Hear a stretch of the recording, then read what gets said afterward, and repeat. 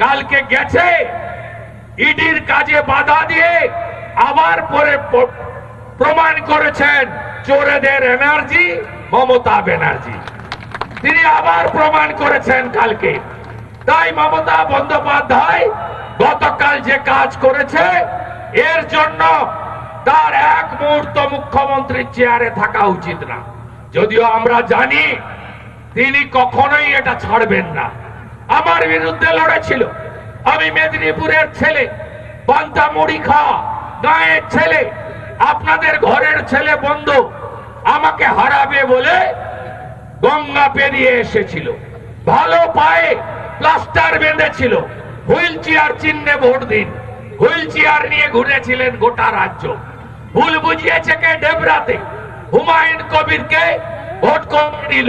কিন্তু নন্দীগ্রামের মানুষ সেদিন তার ঘরের ছেলেকে, তার বন্ধু আত্মীয়কে ছাড়েনি।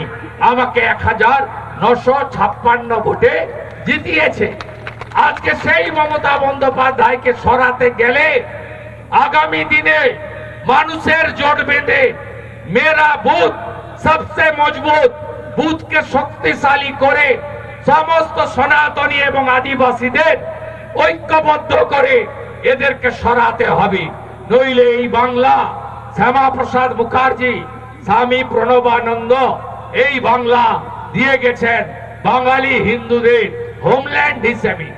আমি ধন্যবাদ জানাবো ইডিকে।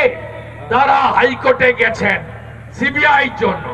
মুখ্যমন্ত্রীকে, রাজীব কুমারকে আসামি করার জন্য। আমরা চাই যারা সাংবিধানিক বডির উপরে হাত দিয়েছে বাংলা দেখতে চায়, বাংলা ভাষণ শুনতে চায় না, বাংলা অ্যাকশন দেখতে চায়। আমরাও চাই অ্যাকশন নিতে হবে। এই চোরেদের নির্মূল করতে হবে। দলদাস পুলিশকে নির্মূল করতে হবে।